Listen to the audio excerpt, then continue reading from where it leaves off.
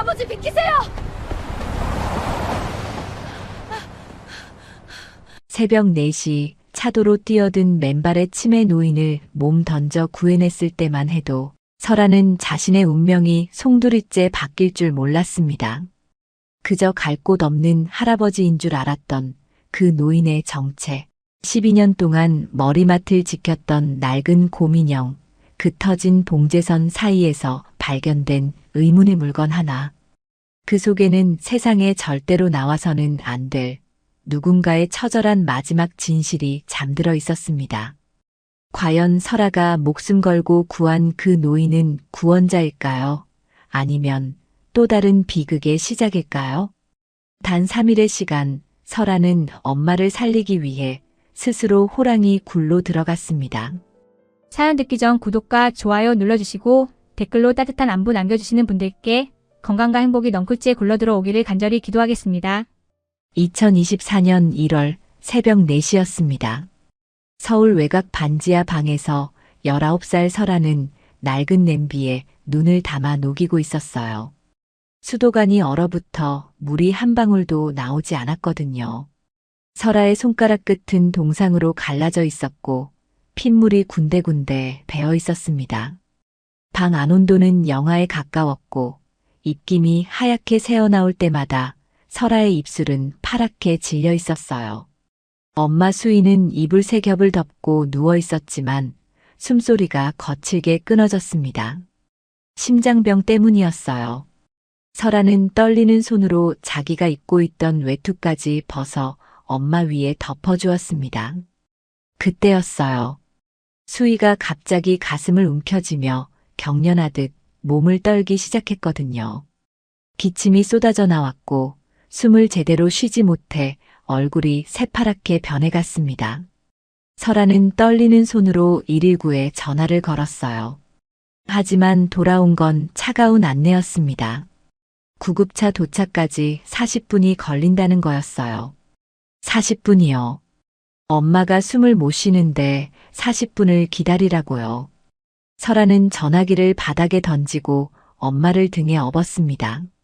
가느다란 몸에 엄마의 무게가 실리자 무릎이 휘청거렸지만 설아는 이를 악물고 문을 박차고 나갔어요. 새벽 거리는 진눈깨비로 뒤덮여 있었습니다. 차가운 얼음 조각들이 설아와 엄마의 얼굴을 마구 때렸어요. 설아는 헐렁한 슬리퍼를 신고 뛰었지만 보도블럭에서 발이 헛디뎠고 그때마다 등 위에 엄마가 흔들렸습니다. 수희가 가늘게 중얼거렸어요. 엄마 때문에 우리 설아가 이 고생이야. 설아는 대답할 힘도 없이 그저 앞만 보고 뛰었습니다. 차가 지나가면 손을 들어 택시를 세우려 했지만 세 대가 그냥 지나쳐버렸어요. 네 번째 택시가 겨우 멈춰 섰을 때 설아는 울먹이며 문을 열었습니다. 응급실에서 의사는 수희의 심장을 안정시키기 위해 1차 응급처치를 했어요. 심전도가 가까스로 정상 리듬으로 돌아왔을 때 담당 의사가 설아를 복도로 불러냈습니다. 의사의 표정이 무거웠어요. 지금 당장 위험하지는 않지만 3일 안에 심장 수술을 받지 않으면 다음번에는 못 살릴 수도 있습니다. 수술비는 5천만 원이었습니다. 설아의 통장 잔액은 3만 7천 원이었어요. 보증금을 낼 수 없으니 입원은 불가능하다는 말이 이어졌습니다. 간호사가 차가운 표정으로 퇴원 서류를 내밀었고 설아는 아직 얼굴에 핏기가 돌아오지 않은 수희를 부축해 병원 문을 나섰어요. 병원 로비를 나서기 직전이었습니다. 전광판에서 화려한 광고가 흘러나왔어요. 백설그룹 부회장 최영현의 얼굴이 활짝 웃으며 나타났습니다. 소외계층 의료비 지원 300억 원 돌파. 설아는 그 화면을 잠시 올려다봤어요. 수술비 5천만 원을 구하지 못해 엄마를 데리고 나가는 자신과 300억 원을 웃으며 내미는 저 사람의 얼굴이 한 화면 안에 겹쳐 보였습니다. 설아는 저 사람이 누구인지 몰랐어요. 다만 저 돈의 아주 작은 일부만 있어도 엄마를 살릴 수 있다는 생각에 가슴이 아려왔습니다. 택시비조차 아까워서 설아는 수위를 천천히 부축하며 반지하 방까지 걸었어요. 한 걸음 옮길 때마다 수위의 숨소리가 거칠어졌습니다. 설아는 이를 악물며 속으로 되뇌었어요. 3일, 딱 3일 안에 5천만 원을 구해야 엄마가 산다고. 반지하 방 문을 열자 꽁꽁 얼어붙은 공기가 코끝을 찔렀습니다. 설아는 수위를 이불 위에 눕히고 낡은 곰인형을 엄마 품에 안겨주었어요.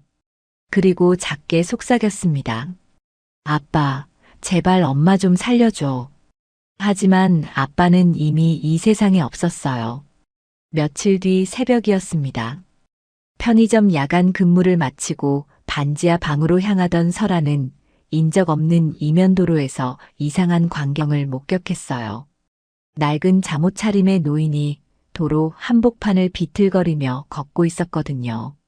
슬리퍼 한 짝이 벗겨져 맨발이었고 눈빛은 초점을 잃은 채 허공을 떠돌고 있었습니다. 노인은 계속 중얼거렸어요. 석현아, 석현아. 설아는 걸음을 멈췄습니다. 그때 멀리서 대형 화물 트럭이 속도를 줄이지 않은 채 달려오는 게 보였어요. 하지만 노인은 트럭을 전혀 인지하지 못한 채 도로 한가운데 그대로 멈춰 섰습니다. 설아의 몸이 반사적으로 움직였어요. 생각할 틈도 없이 노인을 향해 뛰어들어 두 팔로 끌어안고 인도 쪽으로 굴러 넘어갔습니다.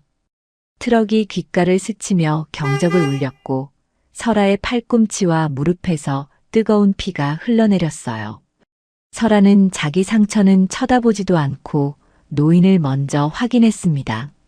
할아버지, 괜찮으세요? 가로등 불빛 아래에서 노인이 천천히 설아의 얼굴을 올려다봤어요. 그 순간 노인의 눈동자가 미세하게 흔들렸습니다. 무언가를 알아보는 듯한 하지만 곧 사라질 것 같은 빛이었어요. 노인은 다시 중얼거렸습니다. 석현아. 설아는 노인의 잠옷 안주머니에서 인식표를 발견하고 전화를 걸었어요. 수분 뒤 검은 승합차가 도착했고 양복을 차려입은 남자들이 노인을 조심스럽게 태웠습니다. 차 문에는 아무런 표시도 없었고 남자들 귀에는 보안용 이어피스가 꽂혀 있었어요. 설아는 도로변에 남겨진 채 피나는 팔꿈치를 손으로 누르며 생각했습니다. 이상한 할아버지였지만 무사하면 됐다고. 하지만 노인의 눈빛이 자꾸만 마음에 걸렸어요. 승합차 안에서 노인은 뒤를 돌아보며 설아의 뒷모습을 한참 동안 바라보고 있었습니다. 그 눈빛 속에 무엇이 담겨 있었는지 설아는 아직 몰랐어요. 다음 날 새벽이었습니다. 설아는 수희의 이마에 손을 가져다 대어 열을 확인했어요. 미열이 계속되고 있었죠. 설아는 약국에서 사온 해열제를 물에 녹여 조심스럽게 떠먹였습니다. 수희가 힘겹게 눈을 뜨며 가늘게 물었어요. 밥은 먹었어? 설아는 대답 대신 웃어 보였습니다. 엄마는 자기가 숨도 제대로 못 쉬면서 설아 걱정부터 하는 사람이었거든요. 설아는 그 걱정이 고마우면서도 가슴 한쪽이 저려왔어요. 반지하 방 창문 틈으로 찬바람이 스며들었습니다. 책상 위에 세워뒀던 곰인형이 바닥으로 굴러떨어졌어요. 설아가 인형을 집어들어 먼지를 털어내는데 목 부분에 터진 봉제선 안쪽에 딱딱한 무언가가 손끝에 닿았죠. 이상하다는 생각이 스쳤지만 그때 수희의 기침 소리가 들려왔습니다. 설아는 인형을 급히 내려놓고 엄마에게로 달려갔어요. 낮 시간이 되자 설아는 수희에게 먹일 죽을 사러 나갔습니다.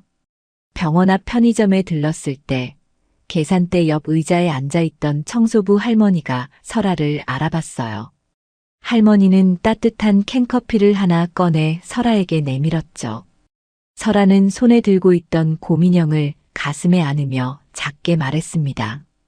돈이 없으면 아픈 사람도 못 살리나 봐요. 목소리가 갈라져 나왔어요. 할머니는 설아 옆에 가만히 앉으며 천천히 입을 열었습니다. 하늘이 무너져도 솟아날 구멍은 천륜 속에 있는 법이란다. 진실은 절대 눈에 덮이지 않아. 설아는 고개를 들어 할머니를 바라봤어요. 천륜이요? 할머니가 고개를 끄덕이며 말을 이었죠. 하늘이 정한 인연, 부모와 자식 사이의 끈. 그건 누가 끊으려 해도 끊어지지 않는단다. 할머니는 설아의 손에 들린 곰인형을 내려다보며 물었습니다. 누가 줬어? 설아는 인형의 너덜너덜한 귀를 쓰다듬으며 대답했어요. 아빠가요. 기억은 안 나지만 엄마가 그랬어요. 아빠가 마지막으로 준 거라고. 설아는 인형을 가슴에 더 꼭 안으며 말을 이었습니다. 아빠 얼굴은 이제 잘 기억 안 나요. 그런데 이 인형을 안고 있으면 아빠가 안아주는 것 같은 느낌이 나거든요. 할머니는 설아의 손을 가만히 잡으며 의미심장하게 말했죠. 아버지가 남긴 건 다 이유가 있는 법이야. 설아는 할머니의 말뜻을 정확히 알 수 없었지만 그 말이 가슴속 깊이 새겨지는 것 같았습니다. 할머니가 일어서며 마지막으로 말했어요. 밤이 길수록 새벽은 가까운 거란다. 눈이 아무리 쌓여도 봄은 오게 돼 있어. 할머니는 그렇게 편의점 문을 열고 나갔죠. 설아는 할머니의 뒷모습이 완전히 사라질 때까지 멍하니 바라보고 있었습니다. 그날 밤 반지하 방에서 설아는 수희 옆에 누워 잠을 청하려 했어요. 몸은 피곤했지만 머릿속은 복잡했죠. 3일이라는 시한이 시계처럼 똑딱거리며 머릿속을 짓눌렀거든요. 그런데 그때 잠든 수희가 잠꼬대처럼 중얼거렸습니다. 인형, 꼭 가지고 있어. 아빠가 남긴. 설아의 눈이 번쩍 떴어요. 엄마는 12년 전 사고 이후로 기억을 잃었죠. 아빠의 이름도 얼굴도 함께했던 시간도 전부 잊어버렸습니다. 그런데 잠결에 나오는 말은 항상 이 인형 이야기였어요. 기억을 잃은 엄마가 본능처럼 되뇌는 그 말이 설아의 가슴을 조여왔습니다. 설아는 어둠 속에서 곰인형을 가슴에 꼭 안았어요. 목 부분의 딱딱한 감촉이 다시 손끝에 닿았죠. 이게 뭘까? 설아는 궁금했지만 손가락을 넣어 확인할 엄두가 나지 않았습니다. 인형이 더 망가질까봐 두려웠거든요. 아빠가 남긴 마지막 선물이었으니까요.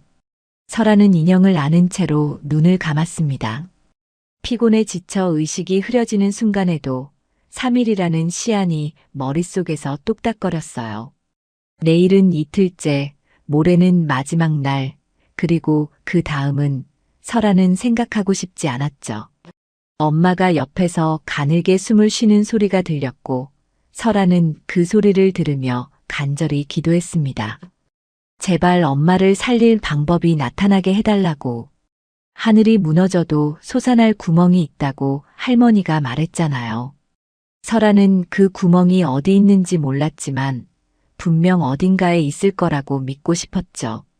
인형을 꼭 안은 설아의 손끝에서 터진 봉제선 안쪽에 딱딱한 무언가가 미세하게 느껴졌지만 설아는 그것이 무엇인지 아직 몰랐습니다. 설아는 하루에 3번 다른 사람이 되어야 했습니다. 2024년 1월 어느 날 새벽 6시 설아는 엄마 수희의 이마에 손을 얹고 체온을 확인했어요. 미열이 있었죠. 해열제를 물과 함께 먹이고 미역국을 끓여 한 숟가락씩 떠 널렸습니다. 수희가 기침을 하며 물었어요. 설아야, 너는 밥 먹었어? 설아는 웃으며 대답 대신 엄마의 이불을 덮어주었습니다. 약을 챙겨 먹이고 나서야 교복을 입고 집을 나섰어요. 이때 설아는 엄마를 돌보는 보호자였죠. 학교에서는 급식비를 낼 수 없어서 친구들의 밥 먹자는 제안을 손살에 치며 거절했습니다. 다이어트 중이라고 둘러댔어요.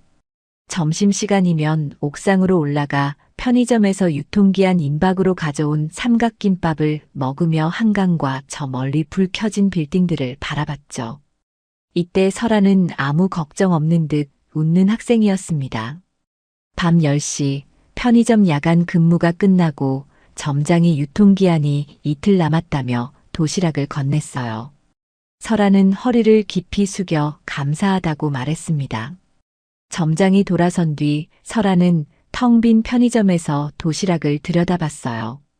눈물이 차올랐지만 참았죠. 백설그룹 계열사 편의점인데도 이렇게 챙겨주는 점장님이 고마웠습니다. 이때 설아는 생계를 책임지는 가장이었어요. 반지하 방으로 돌아와 설아는 수희의 머리를 빗겨주었습니다. 수희가 멍하니 천장을 보며 중얼거렸어요. 누군가 손이 컸던 것 같아. 따뜻했어. 설아가 물었습니다. 누구요, 엄마? 수희가 고개를 저으며 대답했죠. 모르겠어. 얼굴이 안 떠올라. 수희는 곰인형을 설아에게 건네며 꼭 안으라고 말했습니다. 설아는 인형을 품에 안고 엄마가 흥얼거리는 자장가를 들었어요. 어디선가 들어본 멜로디였지만 어디서인지 기억나지 않았습니다. 같은 시각 백설그룹 본사 최고층 부회장실에서는 화려한 오찬이 끝나고 있었어요. 영현은 기자들 앞에서 미소 지으며 포즈를 취했죠. 카메라 플래시가 터지고 기자들이 박수를 쳤습니다. 사람들이 빠져나간 뒤 영현은 홀로 집무실에 남아 벽면을 바라봤어요. 벽에는 역대 회장 초상화가 걸려 있었습니다. 창업주 최치원, 이대 회장 최석현의 초상이 나란히 걸려 있었고 그 옆에는 아직 비어있는 세 번째 자리가 있었어요. 영현은 빈자리를 한참 응시하다가 시선을 거뒀습니다. 표정은 차분했지만 책상 위 펜을 쥔 손가락 마디가 하얗게 질려 있었어요.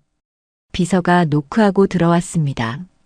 부회장님, 취임식 홍보 영상에 어린 시절 형제 사진을 넣을까요? 영현이 짧게 대답했어요. 네. 비서가 고개를 숙이고 나갔습니다. 영현은 창밖을 바라보며 손가락으로 책상을 두드렸죠. 전략기획실에서는 성우가 보안팀 전화를 받고 있었습니다. CCTV에 포착된 최설아라는 이름이 보고서에 올라왔다는 내용이었어요. 성우는 책상 서랍을 열어 낡은 사진 한 장을 꺼냈습니다. 7살 설아가 피 묻은 손으로 곰인형을 안고 있는 사진이었죠. 그 아래에는 숨겨진 파일이 있었어요. 현재 주소지, 병원 기록, 학교 정보, 그리고 12년간 매달 익명으로 송금된 내역이 적힌 장부였습니다. 백설저택 별채에서는 82살 노인이 휠체어에 앉아 창밖을 바라보고 있었어요. 치원이었습니다. 손에는 발에 색이 바랜 가족사진이 쥐어져 있었죠. 오래 일한 가정부가 들어와 조용히 말했어요. 회장님, 정리는 모두 끝났습니다. 치원의 손이 사진 위에서 떨렸지만 고개만 끄덕였습니다. 반지하 방에서 설아는 아버지의 흐릿한 신분증 사진을 바라보고 있었어요. 옆에는 곰인형이 놓여 있었죠. 설아가 사진에 손을 대며 속삭였습니다. 아빠, 적어도 아빠가 준 건 남아있어. 인형의 목 부분이 찢어진 것을 설아는 알지 못했습니다. 별채 서가에는 두 아들의 어린 시절 성적표가 보관되어 있었어요. 석현의 성적표 여백에는 치원의 필체로 잘했다. 아들아라는 메모가 빼곡했습니다. 영현의 성적표는 깨끗했어요. 단 한 줄의 메모도 없었죠. 부회장실에서 영현이 박 집사를 불렀습니다. 60대의 박 집사가 들어와 허리를 숙였어요. 형수와 조카는 완전히 처리됐겠지? 박 집사가 고개를 숙인 채 대답했습니다. 네, 회장님. 하지만 그의 주먹이 미세하게 떨리고 있었어요. 영현은 신경 쓰지 않고 서류를 넘겼습니다. 박 집사는 30년간 영현의 서재를 관리해온 인물이었고 영현에게는 투명인간처럼 취급받아왔죠. 3일이 지나 의사가 설아를 불렀을 때 설아는 엄마를 살릴 마지막 기회가 사라지고 있음을 느꼈습니다. 2024년 1월 병원 상담실에서 의사는 차트를 내려놓으며 말했어요. 3일 안에 수술하지 않으면 어머니를 살릴 수 없습니다. 수술비는 5천만 원입니다. 설아의 손이 무릎 위에서 떨렸습니다. 통장 잔액은 3만 7천 원이었어요. 의사는 안타까운 표정으로 고개를 저었죠. 설아는 병원을 나와 편의점 점장을 찾아갔습니다. 점장은 고개를 숙이며 말했어요. 설아 씨, 내가 도와주고 싶은데 우리 가게도 빠듯해서.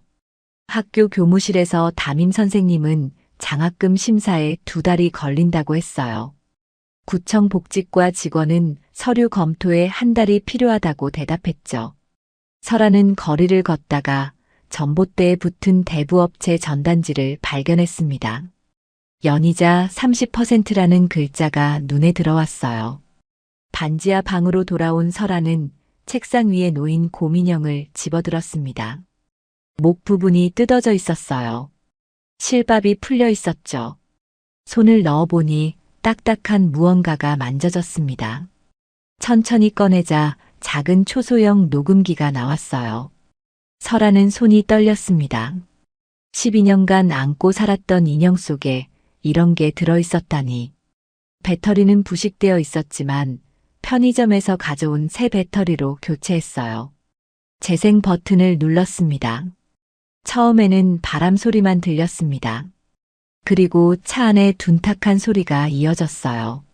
아버지의 목소리가 흘러나왔죠. 영현아, 아버지께 말씀드리기 전에 내가 직접 말해. 형이 도와줄게.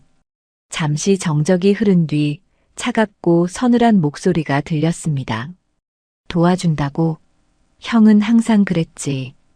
위에서 내려다보면서 손 내밀어주는 척.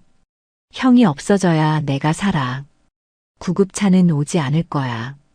이건 사고야, 형. 아버지의 절규가 녹음기에서 터져 나왔어요. 영현아. 둔탁한 충격음이 들렸습니다. 무언가 부딪히는 소리, 유리 깨지는 소리, 그리고 끊어져 가는 숨소리가 이어졌죠.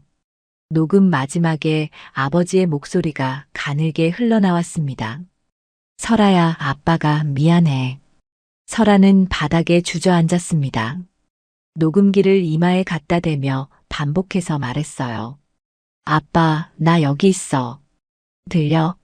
나 여기 있어. 대답 없는 녹음기에 대고 말하는 설아의 목소리는 떨렸습니다. 재회이자 동시에 영영 만날 수 없다는 확인이었어요. 아빠가 죽어가며 마지막으로 부른 이름이 자신의 이름이었다는 사실에 가슴이 찢어졌습니다. 설아는 녹음을 되감아 다시 들었어요. 아버지께 말씀드리기 전에 내가 직접 말해. 설아가 중얼거렸습니다. 아빠가 뭘 도와주겠다는 거였어? 삼촌이 뭘 한 거야? 12년간 불운한 사고라고 믿었던 아빠의 죽음이 삼촌의 의도적 살인 방조였음을 깨달았습니다. 경악과 분노가 동시에 밀려왔어요. 설아는 엄마가 기억을 잃고도 인형은 꼭 가지고 있어야 해라고 되뇌었던 이유를 깨달았습니다. 끊어지지 않는 천륜이 인형을 통해 이어져 왔음을 실감했어요. 엄마가 무의식 속에서라도 아빠의 마지막 부탁을 지키려 했던 거였죠. 설아는 녹음기를 손에 꼭 쥐고 창밖을 바라봤습니다. 저 멀리 백설그룹 본사 빌딩에 불빛이 보였어요. 삼촌이 저기 있었죠. 12년간 아무 일 없었다는 듯 살아온 삼촌이. 설아는 가방에서 아버지의 흐릿한 사진을 꺼내 녹음기 옆에 놓았습니다. 곰인형을 다시 안으며 속삭였어요. 아빠, 이제 알았어. 왜 엄마가 이 인형을 놓지 말라고 했는지. 눈물이 볼을 타고 흘렀지만 설아는 닦지 않았습니다. 녹음기를 다시 재생하며 아버지의 목소리를 반복해서 들었어요. 3일이라는 시한이 머릿속을 울렸지만 설아는 이제 선택의 기로에 서 있었습니다. 이 녹음기를 팔아 엄마를 살릴 것인가, 아니면 이것으로 진실을 밝힐 것인가.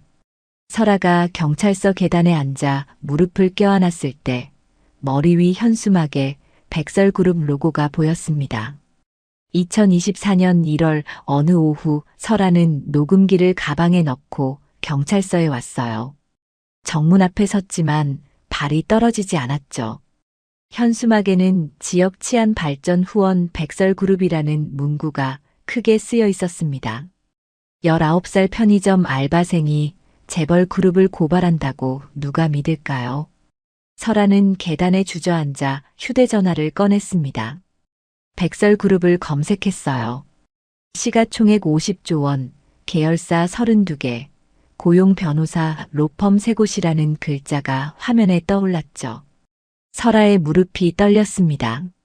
경찰서 앞 전광판에서 뉴스가 흘러나왔어요. 설아는 고개를 들어 화면을 봤습니다. 영현이 기자들 앞에서 인터뷰하는 모습이 나왔죠. 기자가 물었어요. 선친 회장님과 형님의 뒤를 잇는 소감이 어떠신가요? 영현이 미소 지으며 대답했습니다. 항상 형 그림자 속에서 배워왔습니다. 이제는 제 방식으로 빛을 만들겠습니다. 기자들이 박수를 쳤어요. 영현은 손을 흔들며 차에 올라탔죠.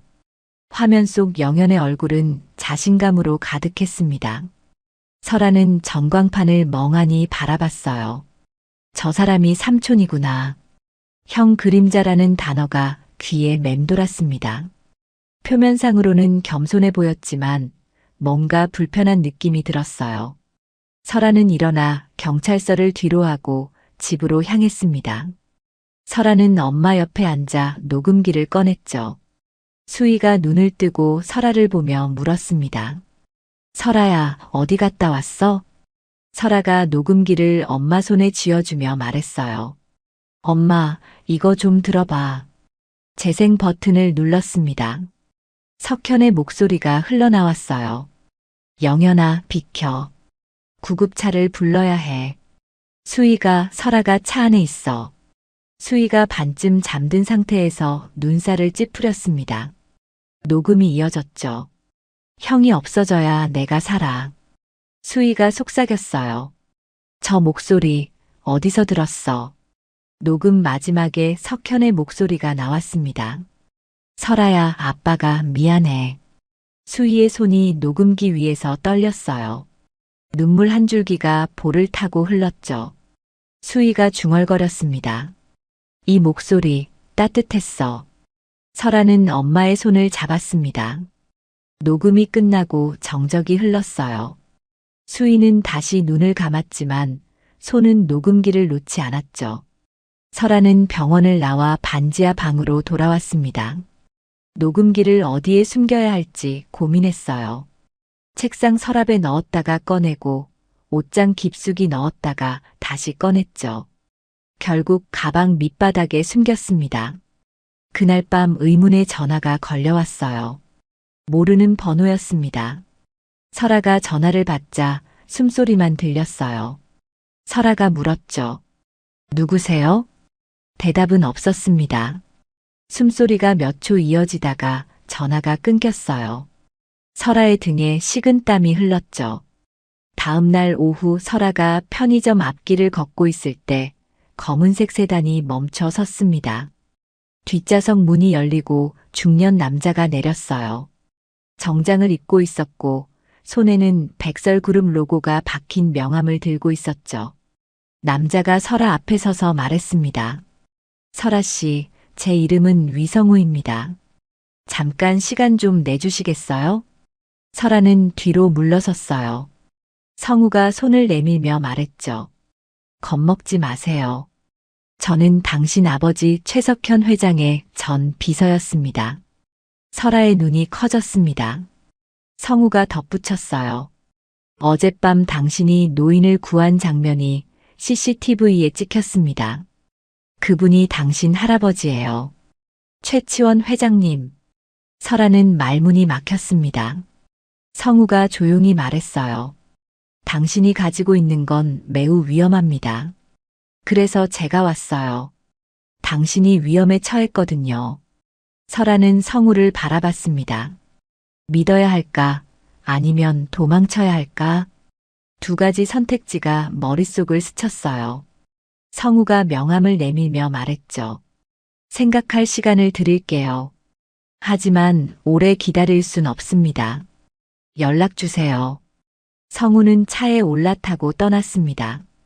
설아는 명함을 손에 쥔 채 그 자리에 서 있었어요.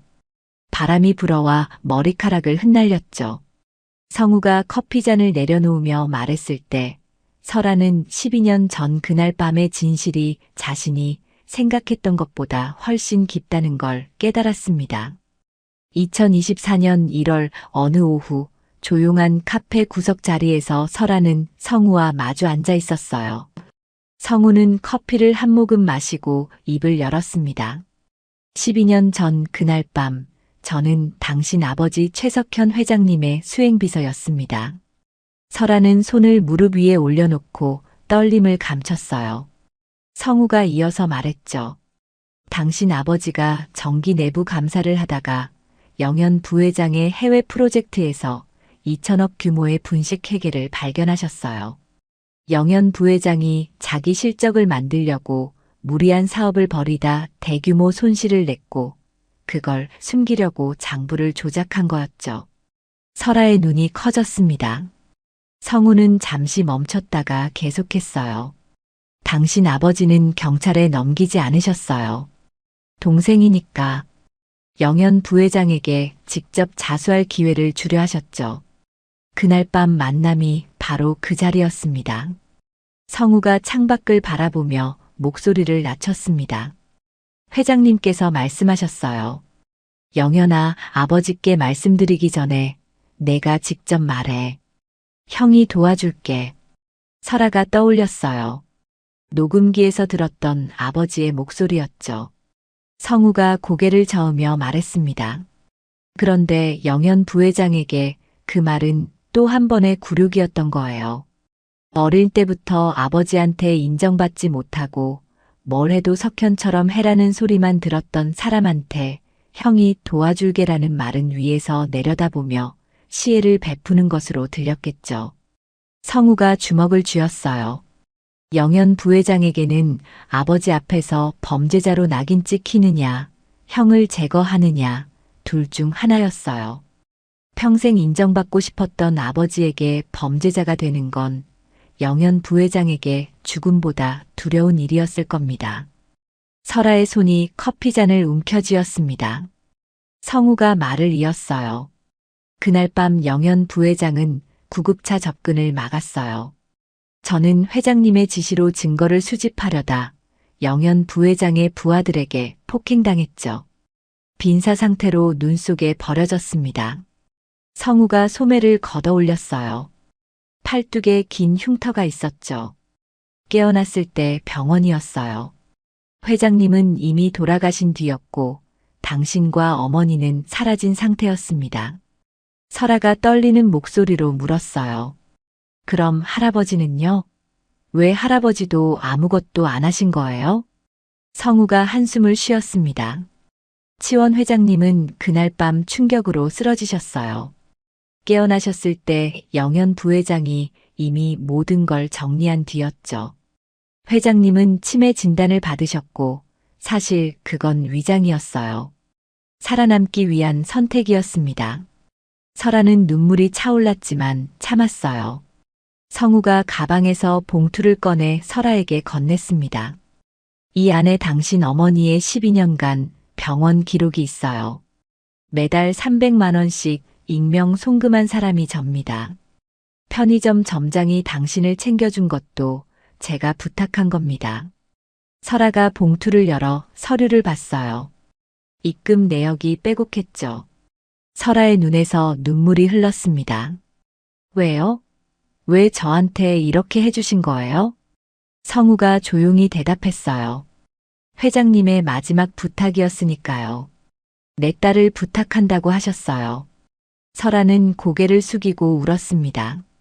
성우는 잠시 기다렸다가 말했어요. 하지만 녹음기만으로는 부족합니다.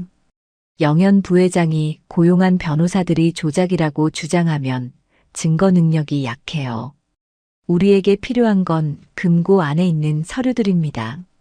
설아가 고개를 들었어요. 성우가 설명했죠. 영현 부회장의 서재 금고 안에 사문서, 위조 서류와 주주명부 조작 원본이 보관되어 있어요. 그걸 손에 넣어야 합니다. 설아가 물었습니다. 어떻게요? 성우가 설아를 똑바로 보며 말했어요.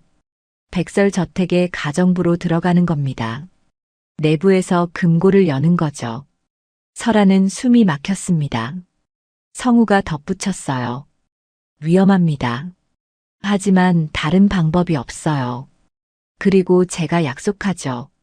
어머니 수술비 5천만 원 제가 보장하겠습니다. 설아는 창밖을 바라봤어요. 저 멀리 백설그룹 빌딩이 보였죠. 성우가 조용히 말했습니다. 생각할 시간을 드릴게요. 하지만 어머니께 시간이 얼마 남지 않았습니다. 설아는 병원으로 돌아가 수희 곁에 앉았어요. 수희는 잠들어 있었죠. 설아는 엄마의 손을 잡고 속삭였습니다. 엄마, 잠깐만 떠날게. 우리 둘 다 살릴게. 다음 날 설아는 성우에게 전화를 걸었습니다. 떨리는 목소리로 말했어요. 하겠습니다. 설아는 별채 가정부로 첫 출근을 했습니다. 저택 뒤편 정원을 지나가다가 휠체어에 앉아 멍하니 하늘을 보는 노인을 발견했어요. 간병인이 설아 옆으로 다가와 낮은 목소리로 경고했습니다.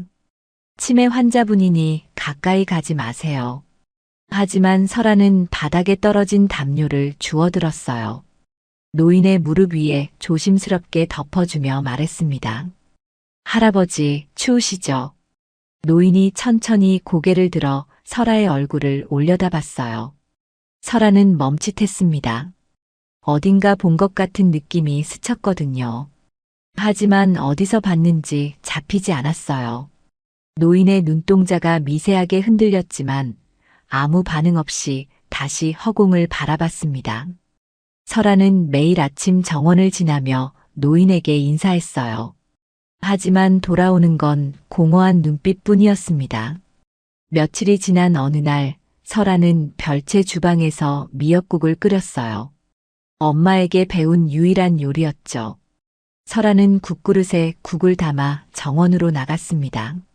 할아버지, 맛은 없지만 따뜻하긴 해요.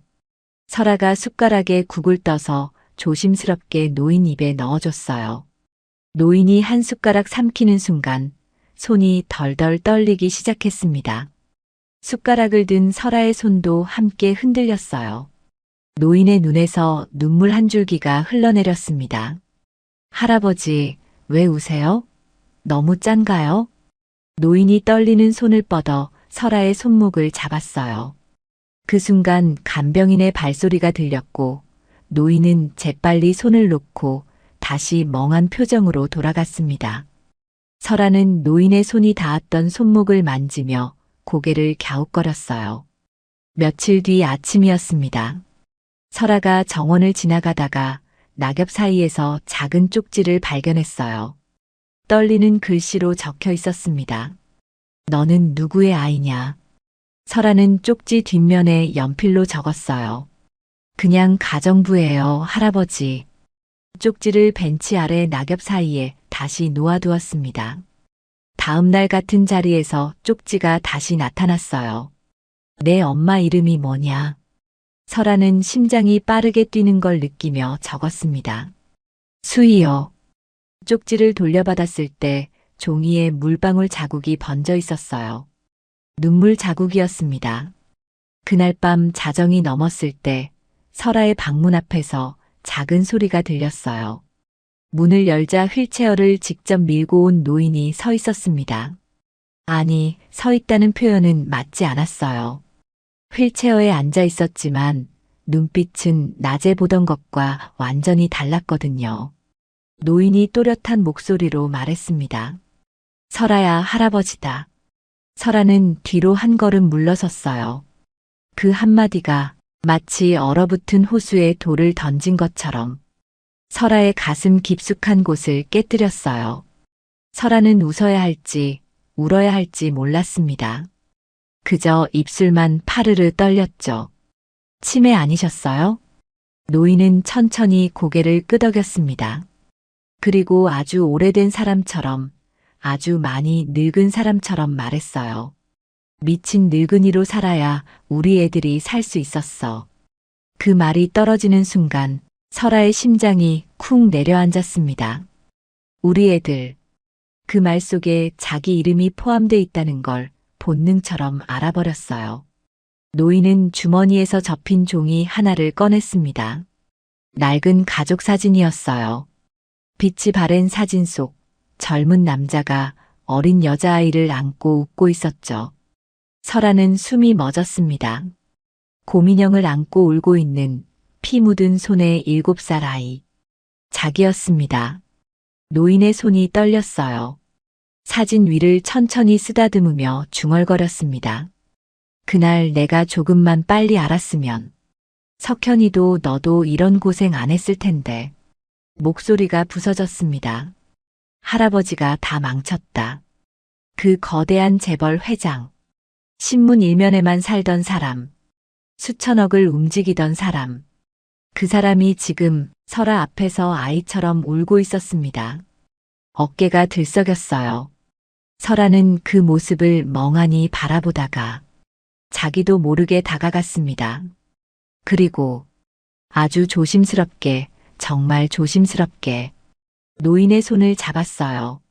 차가웠습니다. 눈길에 오래 방치된 돌멩이처럼 차가웠어요.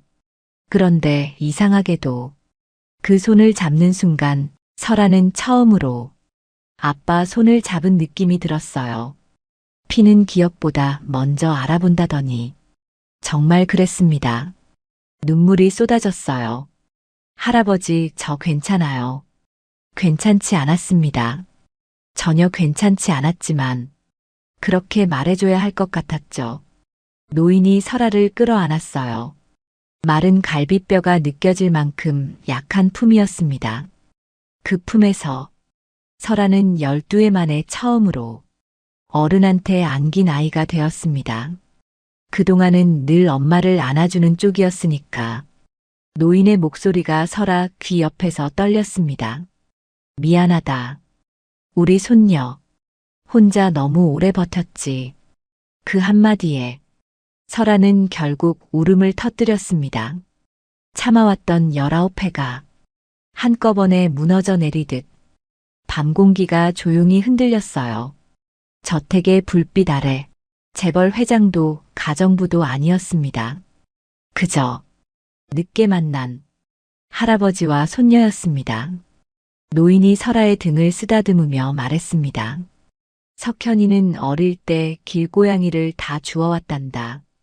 비 오는 날이면 상자에 담아서 집으로 가져왔지.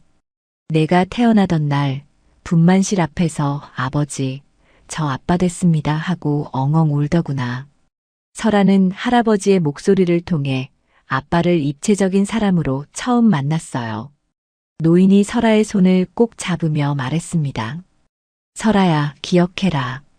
내 아비는 단 한 번도 너를 버린 적이 없다. 죽는 순간까지 내 이름을 불렀을 사람이야. 설아가 고개를 끄덕이며 대답했어요. 알아요, 할아버지. 녹음기에서 들었어요. 노인의 표정이 굳어졌습니다. 노인이 낮은 목소리로 말했어요. 영연의 서재 금고 안에 사문서 위조 서류와 주주명부 조작 원본이 있어. 금고 비밀번호는 박 집사만이 알고 있지. 설아는 할아버지의 말을 가슴에 새기며 고개를 끄덕였습니다. 설아가 아침 식탁을 준비하며 식재료 납품서를 봤을 때 한 끼 식사 비용이 자신의 한 달 생활비와 같다는 걸 깨달았습니다. 2024년 1월 백설 저택 주방에서 가정부 하은으로 일하기 시작한 지 며칠째였어요. 설아는 수입산 과일과 한우 등심을 정리하며 입술을 깨물었죠. 접시를 닦을 때 손이 떨렸습니다. 설아는 새벽 청소를 자원했어요. 다른 가정부들이 오기 전 시간이 필요했죠. 밤 11시 도서관 정리도 맡았습니다. 영연은 설아의 성실함에 만족했어요.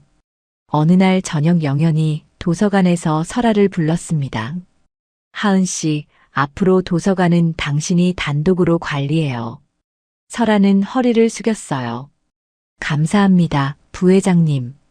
영연은 고개를 끄덕이고 책을 정리하다 오래된 액자 하나를 집어들었습니다. 어린 두 형제가 찍힌 사진이었어요. 영현이 사진을 물끄러미 보며 말했죠. 이 사진 속 아이가 나야. 설아는 대답하지 못하고 서 있었습니다. 영현이 손가락으로 사진을 가리켰어요. 형은 항상 앞줄이고 나는 뒷줄이었지. 영현은 웃었지만 그 웃음 뒤에 씁쓸함이 어려 있었습니다. 설아는 가슴이 철렁했어요. 영현이 사진을 도로 놓고 방을 나갔죠. 설아는 그 자리에 서서 사진을 바라봤습니다. 앞줄에 서 있는 석현은 밝게 웃고 있었고 뒷줄의 영현은 표정이 굳어 있었어요. 며칠 뒤 설아는 도서관 책장을 정리하다 큰 책 뒤에 숨겨진 액자를 발견했습니다. 먼지가 쌓여 있었어요. 닦아내자 젊은 시절의 석현이 나타났죠. 설아는 숨이 멎었습니다. 아버지의 얼굴을 처음 제대로 본 거예요. 석현은 환하게 웃고 있었고 손에는 상패를 들고 있었어요. 설아는 손으로 사진 속 아버지의 얼굴을 쓰다듬었습니다. 아빠. 설아는 액자를 다시 제자리에 숨기고 휴대전화로 사진을 찍었어요. 같은 날 밤 설아는 서재 벽면의 큰 그림 뒤에서 금고를 발견했습니다. 벽에 내장된 금고였어요. 설아는 주변을 살피고 휴대전화로 사진을 찍어 성우에게 전송했죠. 성우에게서 답장이 왔습니다. 어머니 수술 준비 순조롭게 진행 중. 정밀 검사 완료. 설아는 안도의 한숨을 쉬었어요. 설아는 박 집사를 관찰했습니다. 박 집사는 영현의 곁을 묵묵히 수행했지만 치원의 별채를 지나갈 때면 묘한 경외감을 보였어요. 어느 날 설아가 별채 쪽으로 가는 박 집사를 멀리서 봤죠. 박 집사는 별채 문 앞에서 잠시 멈춰서서 깊이 고개를 숙였습니다. 밤이 되면 설아는 치원을 만났어요. 치원은 설아에게 석현의 과거 이야기를 들려줬죠. 석현이 길고양이를 구조하던 이야기, 회사에서 직원들을 챙기던 이야기, 가족을 얼마나 사랑했는지. 어느 날 설아는 영현의 책상 위에서 일정표를 발견했습니다. 회장 취임식 30일 뒤 백설그룹 본사 대강당 전국 생중계라고 적혀 있었어요. 설아는 재빨리 사진을 찍어 성우에게 전송했죠. 성우에게서 전화가 왔습니다. 설아는 빈 복도에서 작게 속삭였어요. 네. 성우가 말했습니다. 취임식을 이용합니다. 생방송 중에 증거를 공개하는 거예요. 전국이 지켜보는 가운데 영현 부회장을 끌어내립니다. 설아는 손이 떨렸지만 고개를 끄덕였어요. 알겠습니다. 성우가 덧붙였죠. 검찰 쪽에 연락할 사람이 있습니다. SD카드에 담긴 사진과 녹음 파일을 전달하면 체포영장을 준비할 수 있어요. 그날 밤 치원이 설아에게 12년 전 이야기를 꺼냈습니다. 눈 내리던 그날 아침 석현이 전화를 걸어왔던 일을 회상했어요. 석현이가 전화로 말했지. 아버지, 오늘 설아 생일이라고. 곰인형을 샀다고. 설아가 정말 좋아할 거라고. 설아의 눈에서 눈물이 흘렀습니다. 치원이 말을 이었어요. 그게 석현의 마지막 전화였어. 그날 밤 사고가 났지. 설아는 가방 속 곰인형을 떠올렸어요. 아빠가 자신의 생일 선물로 산 인형이었던 거죠. 12년간 안고 살았던 인형이 아빠의 마지막 선물이었다는 걸 이제야 알았습니다. 설아는 방으로 돌아와 곰인형을 꼭 안았어요. 눈물이 인형에 떨어졌죠. 설아가 속삭였습니다. 아빠, 이제 다 알았어. 아빠가 나한테 주고 싶었던 거. 로비 구석에서 수희가 담요를 덮고 누워 있었어요. 창밖으로 눈이 내리기 시작했습니다. 12년 전 그날 밤처럼. 하지만 이번에는 설아가 혼자가 아니었어요. 취임식 14일 전 영현이 비서들에게 내린 명령을 설아가 복도에서 들었을 때 손에 든 쟁반이 떨렸습니다. 2024년 1월 오전 설아는 회의실로 커피를 나르고 있었어요.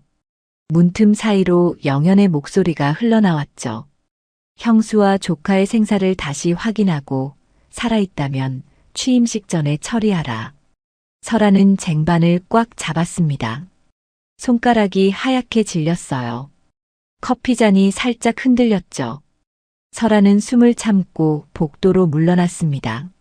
며칠 뒤 사설조사팀이 영연에게 보고서를 제출했어요. 설아는 서재 청소를 하다 책상 위에 놓인 보고서를 보았죠. 민수희와 최설아는 서류상 사망 처리되었으나 유골 확인 안 됨이라고 적혀 있었습니다. 영연의 얼굴이 굳었어요. 비서를 불러 지시했죠. 병원 기록을 전부 뒤져. 빈틈이 있을 거야. 성우는 긴급히 움직였습니다. 수희의 병원 기록을 삭제하고 요양병원 입원 기록을 가명으로 변경했어요. 하지만 영연의 비서는 한 발 더 나아갔죠. 가정부들의 신원 확인서를 재점검하라는 지시가 내려왔습니다. 설아의 가명 하은도 재조사 대상이 되었어요. 어느 오후 설아가 서재를 청소하던 중 영연이 전화를 받으며 들어왔습니다. 설아는 재빨리 책장 뒤로 몸을 숨겼어요. 영연이 전화 너머로 말했죠. 형수가 살아있을 가능성? 사실이면 그 여자와 딸을 이번에 확실히 끝내. 설아는 숨을 죽였습니다. 심장이 터질 듯 뛰었어요. 영연이 전화를 끊고 방을 나간 뒤에야 설아는 책장에 기대어 주저앉았죠. 성우는 영연을 직접 찾아갔습니다. 부회장실 문을 열고 들어가 말했어요. 부회장님, 형수 건을 제가 직접 추적하겠습니다. 영연이 고개를 끄덕이며 성우를 바라봤습니다. 눈빛이 달라졌어요. 차갑고 의심스러운 시선이었죠. 성우는 그 시선을 느끼며 등에 식은땀이 흘렀습니다. 자신도 이제 감시 대상이 되었다는 걸 알았어요. 그날 밤 설아는 금고 돌파 계획을 앞당기기로 결심했습니다. 별채에서 치원과 만나 조용히 말했어요. 할아버지, 박 집사님을 불러주세요. 치원은 고개를 끄덕이고 배를 눌렀습니다.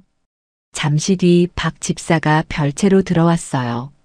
치원을 보자 박 집사는 무릎을 꿇었죠. 눈가가 붉어졌습니다. 회장님 살아계셨습니까? 목소리가 떨렸어요. 박 집사는 고개를 숙이고 말했습니다. 그날 밤 큰 도련님을 지키지 못해 죄송합니다. 치원이 손을 내밀어 박 집사를 일으켰어요. 자네 탓이 아니네. 그날 밤은 누구도 막을 수 없었어. 치원이 설아를 가리키며 말했죠. 이 아이가 석현의 딸이네. 자네가 지켜야 할 사람은 영연이가 아니라 이 아이야. 박 집사가 설아를 돌아봤습니다. 눈물이 볼을 타고 흘렀어요. 박 집사는 설아 앞에 무릎을 꿇고 말했죠. 아가씨, 이 늙은이를 용서해 주십시오. 설아는 박 집사를 일으키며 말했어요. 박 집사님, 저를 도와주세요. 박 집사가 고개를 끄덕였습니다. 주머니에서 작은 수첩을 꺼내 설아에게 건넸어요. 수첩을 펼치자 8자리 숫자가 적혀 있었죠. 1974만 307. 금고 비밀번호입니다. 큰 도련님의 생년월일이에요. 설아는 수첩을 꼭 쥐었습니다. 박 집사가 말을 이었어요. 다음 수요일 자정에 부회장님이 출장으로 저택을 비웁니다. 그때가 금고를 열 수 있는 유일한 기회입니다. 설아는 고개를 끄덕였어요. 취임식까지 14일, 금고를 열 수 있는 날까지 5일. 시간이 촉박했습니다. 밤에 설아는 방으로 돌아와 아버지 사진을 꺼내봤어요. 수첩에 적힌 숫자를 바라보며 속삭였죠. 아빠, 조금만 더 기다려요. 같은 시각 영연은 신원조사 보고서를 받아들고 있었습니다. 가정부 하은의 고향 주소지에 해당 인물이 없다는 내용이었어요. 영연의 눈빛이 차갑게 가라앉았죠. 자정에 설아가 금고 앞에 섰을 때 손가락이 떨려 숫자를 누르기가 어려웠습니다. 2024년 1월 수요일 자정, 영현은 출장으로 저택을 비웠어요. 설아는 서재로 조용히 들어가 벽에 걸린 큰 그림을 옆으로 밀었죠. 금고가 드러났습니다. 설아는 깊게 숨을 들이마시고 숫자를 눌렀어요. 197403007. 아버지의 생년월일이었죠. 잠금장치에서 딸깍 소리가 났습니다. 금고 문이 열렸어요. 안에는 여러 봉투가 가지런히 쌓여 있었습니다. 설아는 떨리는 손으로 하나씩 꺼냈어요. 첫 번째 봉투에는 석현의 위조된 사망 확인서가 들어 있었죠. 두 번째 봉투에는 주주명부 조작 원본이 있었습니다. 세 번째 봉투를 열자 표지에 극비라고 찍힌 서류가 나왔어요. 2012년 해외 프로젝트 손실 은폐 보고서였습니다. 설아는 서류를 펼쳤어요. 2천억 규모 손실을 분산 은닉한 장부 조작 내역이 빼곡했죠. 설아는 멈춰서서 서류를 바라봤습니다. 이게 아빠가 발견한 거구나. 아빠는 이걸 보고도 삼촌한테 기회를 줬구나. 설아는 휴대전화로 모든 서류를 촬영했습니다. 한 장 한 장 꼼꼼히 찍었어요. 원본을 가방에 넣고 금고 문을 닫았죠. 그림을 제자리에 걸었습니다. 그때 서재 불이 켜졌어요. 설아는 뒤를 돌아봤습니다. 영현이 문간에 서 있었죠. 예정보다 일찍 돌아온 거예요. 이 시간에 서재에서 뭘 하고 있나? 영현의 목소리는 차가웠습니다. 설아는 침착하게 대답했어요. 야간 청소 정리 중입니다, 부회장님. 영현이 금고 쪽으로 걸어갔습니다. 손잡이를 돌렸어요. 잠겨 있었죠. 영현은 설아를 돌아보며 고개를 끄덕였습니다. 수고했네. 영현이 방을 나갔습니다. 설아는 그 자리에 서서 숨을 내쉬었어요. 등에 식은땀이 흘렀죠. 다음 날 아침 영현의 비서가 CCTV 기록을 확인했습니다. 설아가 서재에 들어간 시각은 자정이었어요. 하지만 청소 일정표에는 자정 30분이라고 적혀 있었죠. 비서가 영현에게 보고했습니다. 부회장님, 하은의 서재 출입 시각이 일정과 맞지 않습니다. 영현은 신원조사 보고서를 다시 펼쳤어요. 가정부 하은의 고향 주소지가 허위라는 내용이 있었죠. 영현의 눈빛이 차갑게 식었습니다. 서재 바닥에서 작은 솜 조각이 발견되었어요. 비서가 그것을 영현에게 보여줬죠. 영현은 솜을 손가락으로 만지며 말했습니다. 12년 전 그 밤에도 이런 솜이 있었지. 영현은 성우를 불렀습니다. 성우가 부회장실로 들어오자 영현이 물었어요. 자네가 최근 석 달간 만난 사람들 명단을 내일까지 제출하게. 전화 기록도. 성우는 얼굴이 굳었지만 고개를 숙였습니다. 알겠습니다. 성우는 방을 나와 화장실에서 설아에게 긴급 문자를 보냈어요. 의심받고 있음. 조심하라. 그날 밤 영현은 치원의 별채를 방문했습니다. 치원은 휠체어에 앉아 창밖을 바라보고 있었어요. 영현이 앞에 섰죠. 아버지. 치원은 반응이 없었습니다. 멍한 눈으로 허공을 바라볼 뿐이었어요. 영현이 가까이 다가가 속삭였죠. 석현아. 치원이 중얼거렸습니다. 석현.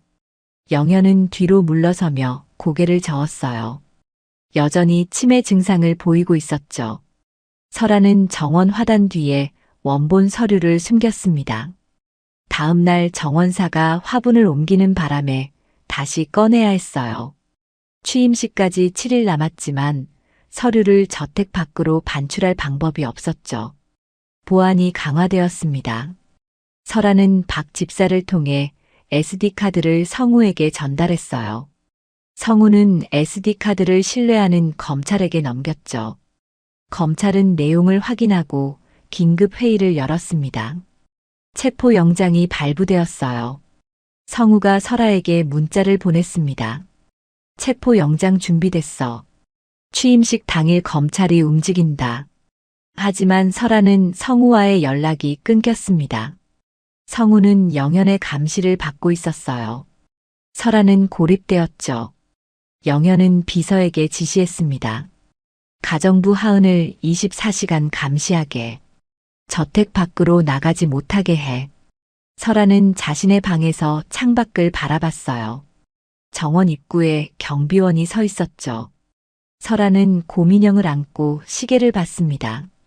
취임식까지 7일. 시간이 흐르고 있었어요. 취임식 3일 전 영현이 설아를 서재로 불렀을 때 설아는 자신의 정체가 탄로났음을 직감했습니다. 2024년 1월 오후 설아는 복도에서 비서의 호출을 받았어요.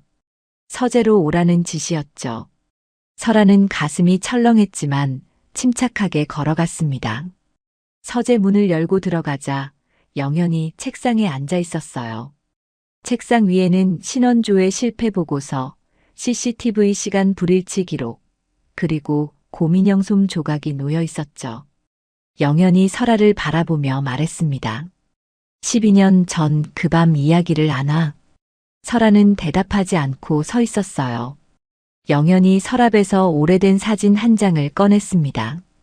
12년 전 가족 사진이었어요. 석현, 수희, 그리고 7살 설아가 찍혀 있었죠. 내가 살아있었구나. 영현의 목소리는 차가웠습니다. 설아의 손이 떨렸어요. 영현이 고민형 사진을 보여줬죠. 이 인형 가지고 있지? 설아는 침묵했습니다. 영현이 스마트폰을 꺼내 화면을 설아에게 보여줬어요. 병원 병실이 보였습니다. 수희가 산소호흡기를 끼고 누워 있었죠. 내 어머니야.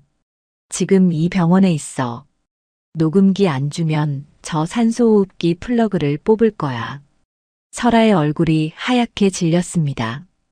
무릎이 떨렸어요. 영현이 말을 이었죠. 선택해. 녹음기를 주면 어머니는 산다.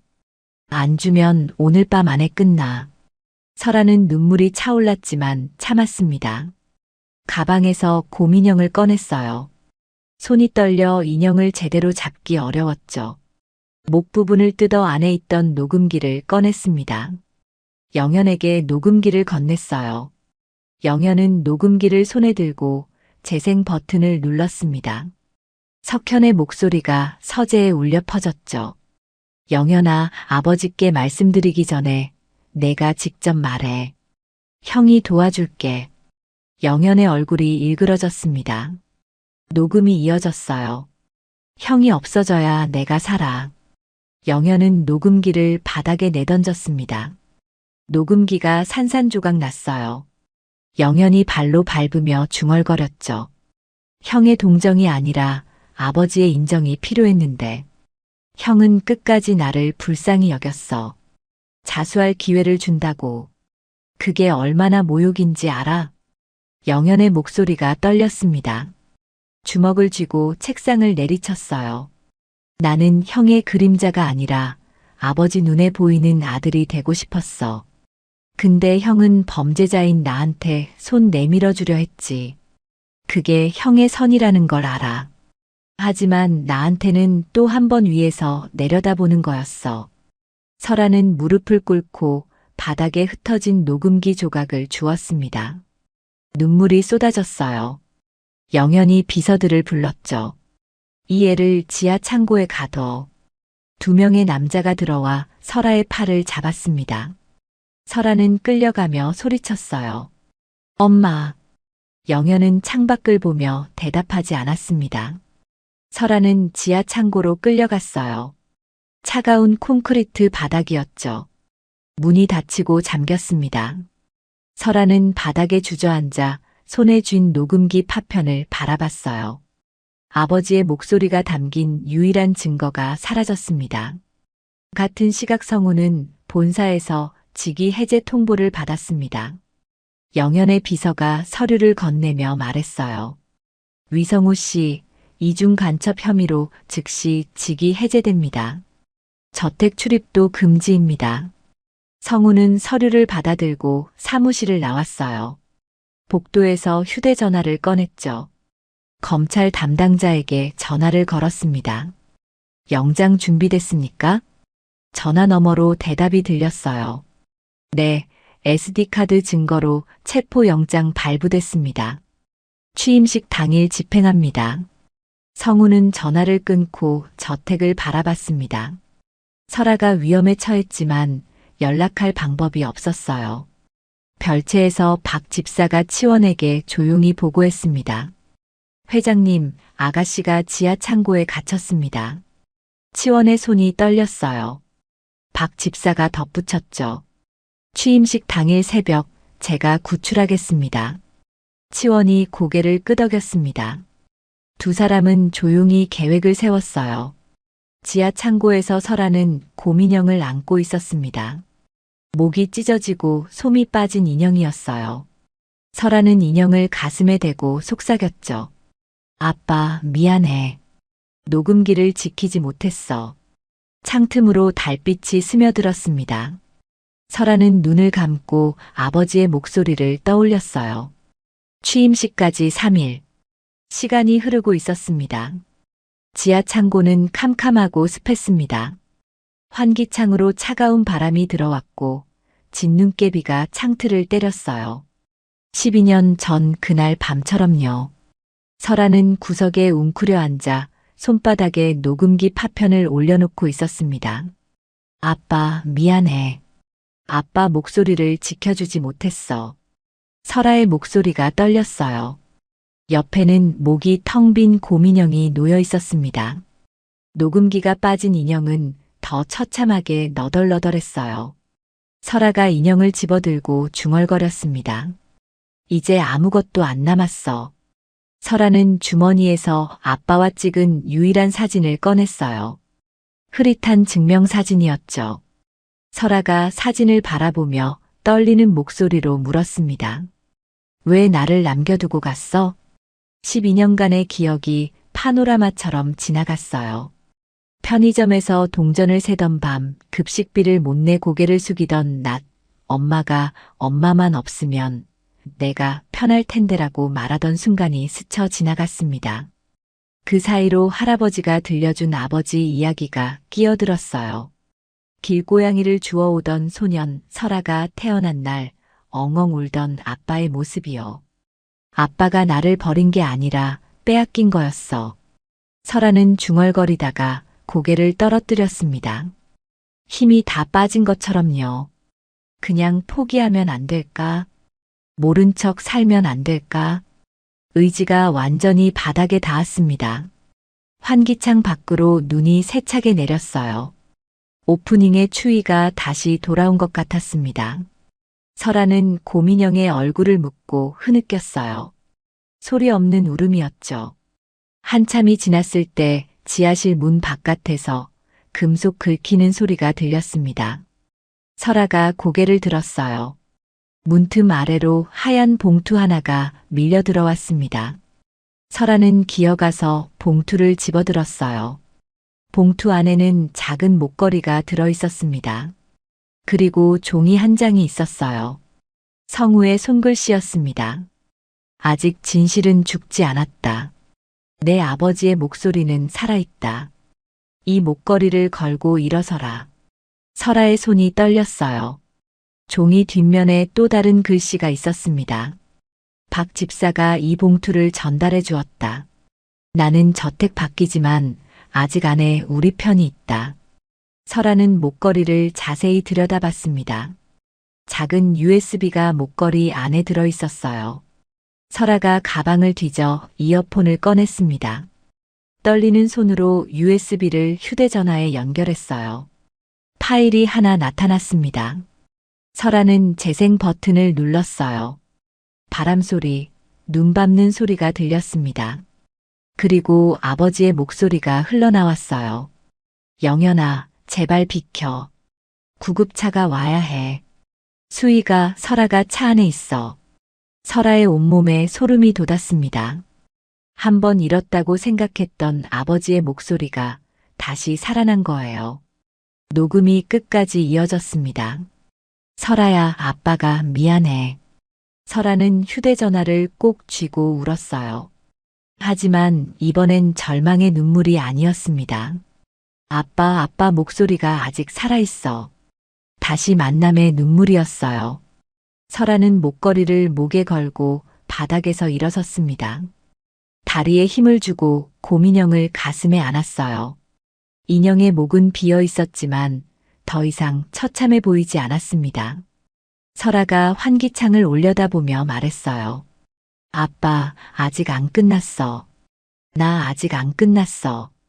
환기창 밖 눈발이 잦아들고 있었습니다. 어둠 사이로 새벽빛이 번지기 시작했어요. 취임식까지 이틀이 남았습니다. 설아는 목에 건 목걸이를 만지며 생각했어요. 아빠의 목소리는 아직 살아있고 할아버지도 저택 안에 계시고 박 집사도 우리 편이에요. 저는 혼자가 아니에요. 설아는 지하 창고 문을 바라봤습니다. 언젠가 저 문이 열릴 거예요. 그리고 설아는 다시 밖으로 나가 아빠의 진실을 세상에 알릴 겁니다. 설아는 곰인형을 더 꼭 안으며 속으로 되뇌었어요. 조금만 더 버티면 돼. 지하실 문이 열렸을 때 설아는 박 집사의 충혈된 눈을 보았습니다. 2024년 1월 취임식 당일 새벽 5시였어요. 박 집사는 문틈에 서서 손전등을 켜고 설아를 바라봤죠. 그의 목소리가 갈라져 나왔습니다. 아가씨, 큰 도련님께서 마지막으로 저에게 하신 말씀이 내 딸을 부탁한다였습니다. 이제라도 그 약속을 지키겠습니다. 설아는 차가운 바닥에서 일어나며 무릎이 후들거렸어요. 박 집사가 손을 내밀었고 설아는 그 손을 잡고 지하실을 빠져나왔습니다. 복도에는 치원이 지팡이의 의지에 서 있었어요. 얼굴이 창백했고 손이 떨리고 있었죠. 이 할애비가 내 탈출을 위해 간병인을 따돌리느라 새벽부터 지팡이를 잡았다. 치원의 목소리는 숨이 가빴지만 단단했습니다. 설아가 다가가자 치원은 지팡이를 놓고 설아를 끌어안았어요. 마른 팔에서 힘이 느껴졌죠. 어젯밤 내가 갇혔다는 걸 알고 잠을 못 잤다. 석현을 잃은 그 밤처럼 또 잃을까봐. 설아는 할아버지의 등을 안으며 눈물을 참았습니다. 안 잃어요, 할아버지. 저 여기 있어요. 치원이 설아의 어깨를 잡고 눈을 똑바로 바라봤어요. 오늘이 마지막 싸움이다. 내 아비의 이름을 되찾아야 한다. 세 사람은 후문으로 향했습니다. 박 집사의 차량이 대기하고 있었어요.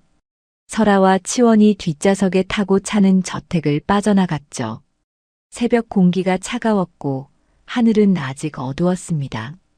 차 안에서 치원이 오래 침묵하다 입을 열었습니다. 설아야, 이 할애비가 해야 할 말이 있다. 설아가 치원을 돌아봤어요. 치원의 목소리가 떨렸죠. 영현이가 태어났을 때 석현이가 5살이었어. 석현은 동생을 안겠다고 떼를 썼지. 그때부터 석현은 뭘 해도 밝고 다정했고 영현이는 뭘 해도 석현의 그림자 같았어. 치원이 창밖을 바라보며 말을 이었습니다. 이 아비가 석현에게는 칭찬을, 영현에게는 질책을 더 많이 했다. 영현이가 중학생 때 전교 1등을 했는데 내가 한 말이 석현은 그 나이에 전국 1등이었다였어. 그 아이 눈에서 빛이 꺼지는 걸 봤으면서도 그게 채찍질이라고 생각했지. 치원의 손이 무릎 위에서 떨렸어요. 영현이가 비뚤어진 걸 누구 탓하겠느냐. 이 아비가 한쪽 아들에게만 해를 비추고 다른 아들은 그늘에 세워둔 거야. 석현을 죽인 건 영현이지만 영현을 괴물로 만든 건 이 아비다. 설아가 말했습니다.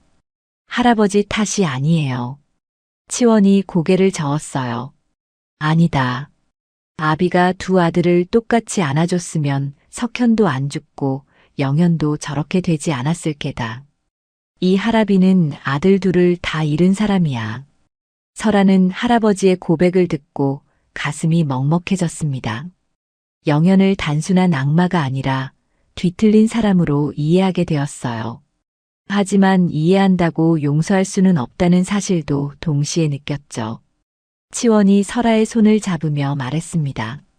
하지만 오늘 내가 하는 일은 복수가 아니야. 진실을 되찾는 일이다. 설아의 휴대전화가 울렸어요. 성우였죠. 설아가 전화를 받자 성우의 목소리가 급하게 흘러나왔습니다.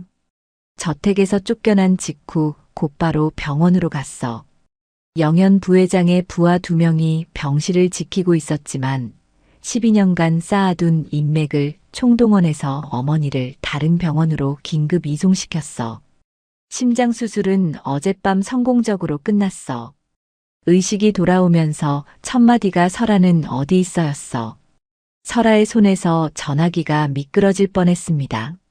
목소리가 떨려 나왔어요. 엄마가 살았어요? 눈물이 쏟아졌습니다. 설아는 얼굴을 손으로 가리고 흐느꼈어요. 치원이 손녀의 등을 쓸어주며 나지막이 말했죠. 엄마도 살았고 이 할아비도 살아있고 아비의 목소리도 살아있다. 이제 내가 살아있다는 걸 세상에 보여줄 차례다. 성우는 전화 너머로 작전을 설명했습니다. IT 보안팀 내 협조자를 통해 취임식장 대형 스크린 송출 시스템 접근 권한을 확보했다고 했어요. 그 협조자는 과거 석현에게 입사 기회를 받은 IT 팀장이었죠. 방송실 앞 보안은 박 집사가 내부에서 유인할 예정이었습니다.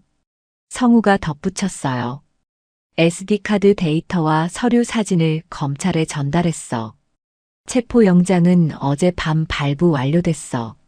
차는 백설그룹 본사에 도착했습니다.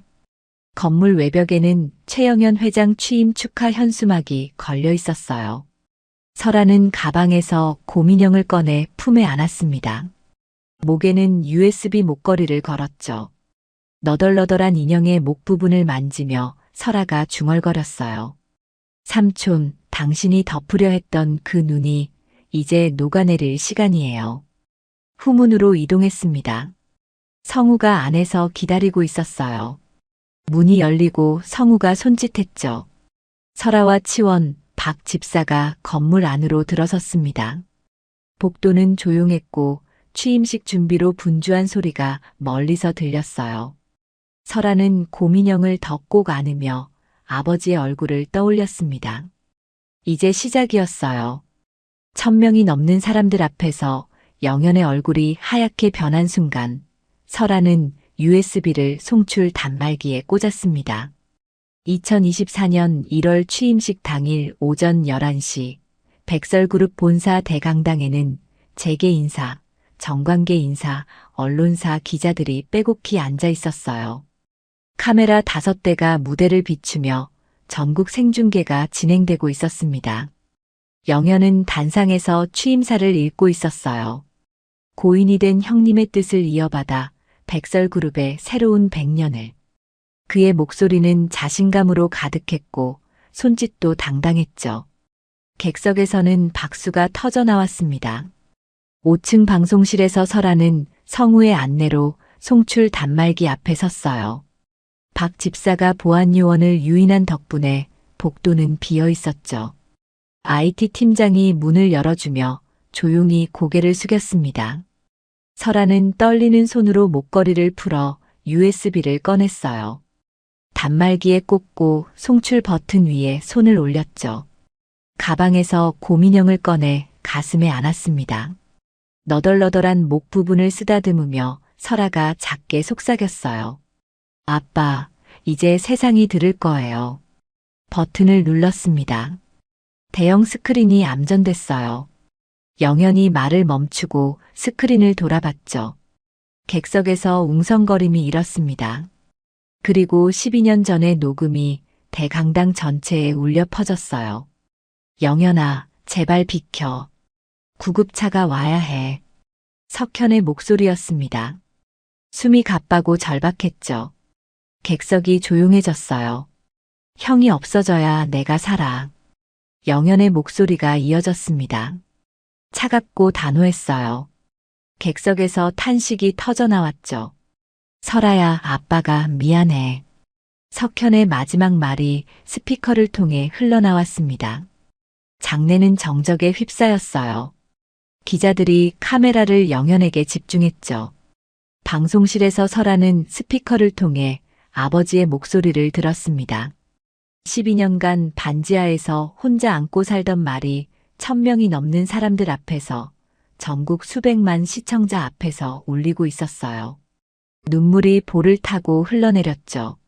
아빠, 드디어 세상이 들었어. 영현의 얼굴은 하얗게 질렸습니다. 그가 무대 아래 스태프에게 소리쳤어요.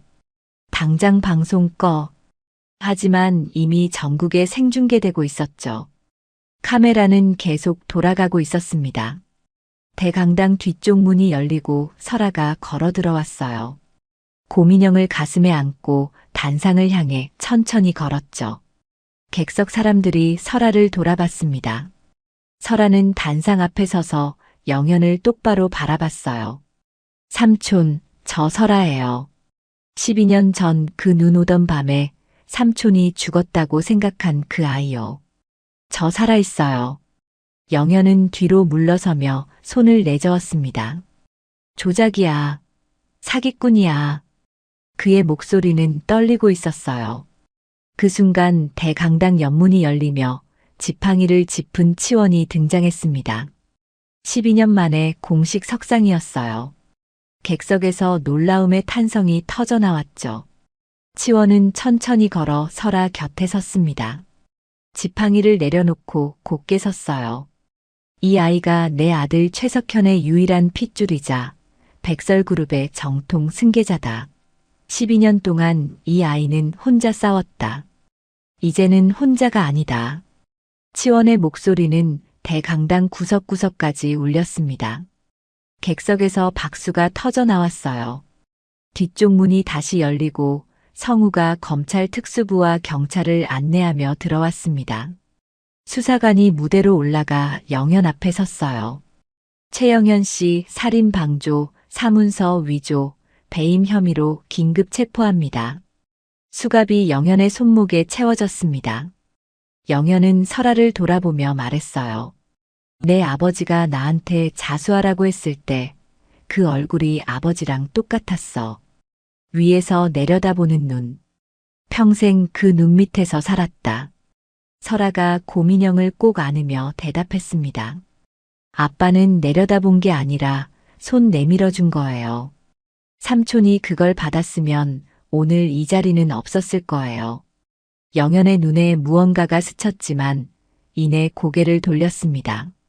같은 사건을 두 형제가 정반대로 해석했다는 비극이 대강당의 남은 정적 속에 가라앉았어요. 영현은 경찰에게 끌려나갔습니다. 대강당은 다시 조용해졌어요. 설아는 단상에서 무릎이 풀려 주저앉았습니다. 치원이 달려와 손녀를 안아줬어요. 설아는 할아버지의 품에서 흐느꼈죠. 다 끝났다. 잘했다, 우리 설아. 내 아비가 하늘에서 보고 있을 거다. 설아가 떨리는 목소리로 물었습니다. 할아버지, 우리 이제 안 헤어져도 되는 거죠? 치원이 설아의 등을 쓰다듬으며 대답했어요. 안 헤어진다. 이제 절대 안 헤어진다. 객석에서 다시 박수가 터져 나왔습니다. 기자들이 카메라를 설아와 치원에게 집중했어요. 설아는 고민영을 꼭 안으며 아버지를 떠올렸죠. 12년 만에 가족의 이름을 되찾은 순간이었습니다. 수희가 석현의 이름을 부른 순간 12년 만에 멈춰있던 시간이 다시 흐르기 시작했습니다. 2024년 봄 수개월 뒤 벚꽃이 흩날리는 언덕 위 묘지였어요. 수희는 설아의 팔을 잡고 천천히 걸어왔죠. 휠체어도 산소호흡기도 필요 없었습니다. 수술 후 건강을 회복한 얼굴에는 혈색이 돌았어요. 언덕길을 오르며 수희가 멈춰서서 설아를 돌아봤습니다. 눈가가 촉촉해지더니 목소리가 떨렸어요. 설아야, 엄마가 다 기억났어. 아빠 이름이 석현이야. 최석현. 엄마한테 매일 아침 오늘도 예쁘다라고 했어.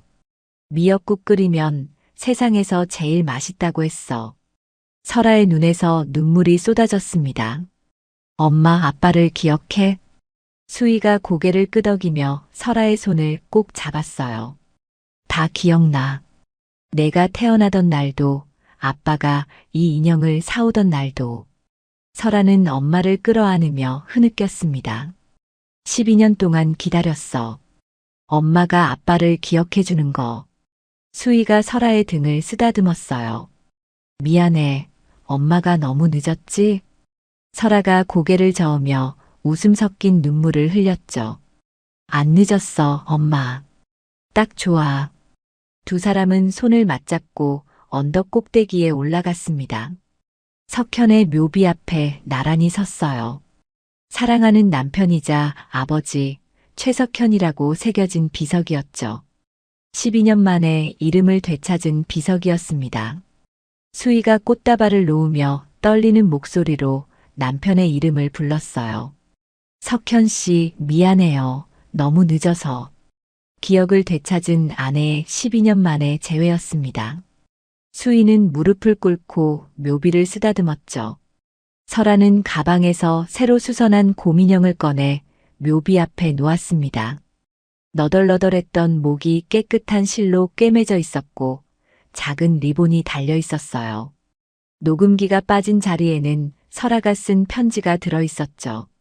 설아가 곰인형 옆에 무릎을 꿇고 속삭였습니다. 아빠, 녹음기는 부서졌지만 아빠 목소리는 이제 온 세상이 들었어. 수희가 웃음을 띤 얼굴로 설아를 돌아봤어요. 설아야, 엄마가 기억났어. 그 미역국 아빠가 먼저 끓여주고 엄마한테 가르쳐 준 거였어. 내가 태어나고 엄마가 힘들 때 아빠가 매일 새벽에 끓여줬거든. 설아가 눈을 크게 떴습니다. 그 미역국을 내가 할아버지한테 끓여드렸더니 할아버지가 우셨어. 아버지에서 엄마로, 엄마에서 딸로, 딸에서 할아버지로 이어진 미역국이었습니다. 한 그릇에 담긴 세 세대의 천륜이 완성된 순간이었어요. 묘지 아래에서 치원이 지팡이의 의지에 두 사람을 바라보고 있었습니다. 곁에는 성우와 박 집사가 서 있었어요. 치원이 나지막이 말했죠. 저 모녀를 좀 봐라. 석현이가 지키고 싶었던 것이 바로 저 모습이었을 게다. 치원은 천천히 언덕을 올라갔습니다. 수희가 일어나 치원을 보며 목소리를 냈어요. 아버님. 기억을 되찾은 며느리가 12년 만에 시아버지를 부르는 순간이었습니다. 치원이 수희의 손을 잡았어요. 수희야, 고생 많았다. 수희가 눈물을 흘리며 대답했죠. 설아가 저를 지켜줬어요. 아버님이 설아를 지켜주셨고요. 할아버지, 엄마, 설아 세 사람이 묘비 앞에서 끌어안았습니다. 12년 만에 세 세대 포옹이었어요. 성우와 박 집사가 한 발 뒤에서 눈시울을 붉혔죠. 성우가 묘비에 깊이 고개를 숙였습니다. 회장님 약속을 지켰습니다. 박 집사도 무릎을 꿇고 묘비를 향해 말했어요. 큰 도련님, 이 늙은이도 이제야 약속을 지켰습니다. 벚꽃잎이 바람에 날려 내려왔습니다. 오프닝의 진눈깨비는 온데간데 없었어요. 눈이 녹아 봄꽃이 된 것이었죠. 설아는 엄마의 손을 잡고 언덕을 내려왔습니다. 혼자 엄마를 업고 걸었던 그 소녀가 이제는 할아버지와 성우와 박 집사까지 함께 걷고 있었어요. 뉴스 자막이 흘렀습니다. 백설그룹 창업주 최치원 회장 복귀 선언. 모친 민수혜 씨를 법적 후견인으로 하여 최석현 전 회장의 유일한 상속녀 최설아 차기 승계자로 공식 등록. 마지막 장면은 백설그룹 본사 로비였습니다. 설아가 로비로 들어섰어요. 병원 로비 바닥에 웅크려 있던 소녀가 본사 로비 정중앙을 걸어가고 있었죠. 하지만 임원실이 아니라 로비 소파에 앉아있는 엄마에게 먼저 걸어갔습니다. 설아가 엄마 앞에 서서 손을 내밀었어요. 엄마, 점심 먹으러 가자. 오늘은 내가 미역국 끓여줄게. 수희가 웃으며 설아의 손을 잡고 일어섰습니다. 두 사람은 손을 맞잡고 로비를 나섰어요. 벚꽃이 흩날리는 거리로 걸어갔죠. 설아의 목소리가 나레이션으로 흘렀습니다. 아빠, 우리 이제 행복할게. 명나라의 수양서 책은담을 엮은 홍자성은 혼탁한 세상에서 마음을 지키는 법을 말했습니다. 권세와 번화로움에 멀리 있는 것이 깨끗함이요 가까이 하되 물들지 않는 것이 더욱 깨끗하다고요. 오늘 사연의 설아도 살기 위해 거대한 세계 한복판으로 들어갔지만 끝내 사람을 살리는 쪽을 놓지 않으려 했지요. 우리도 살다 보면 돈과 힘 앞에서 마음이 흔들릴 때가 있습니다. 그럴수록 내 기준을 지키는 용기 하나가 결국 삶을 다시 일으켜 세우리라 생각해봅니다. 이 영상이 당신의 마음에 따뜻한 위로가 되었다면 앞으로도 더 좋은 사연으로 찾아뵐 수 있도록 구독과 좋아요로 응원해주세요. 구독하시면 매주 새로운 인생 사연을 놓치지 않고 들으실 수 있습니다.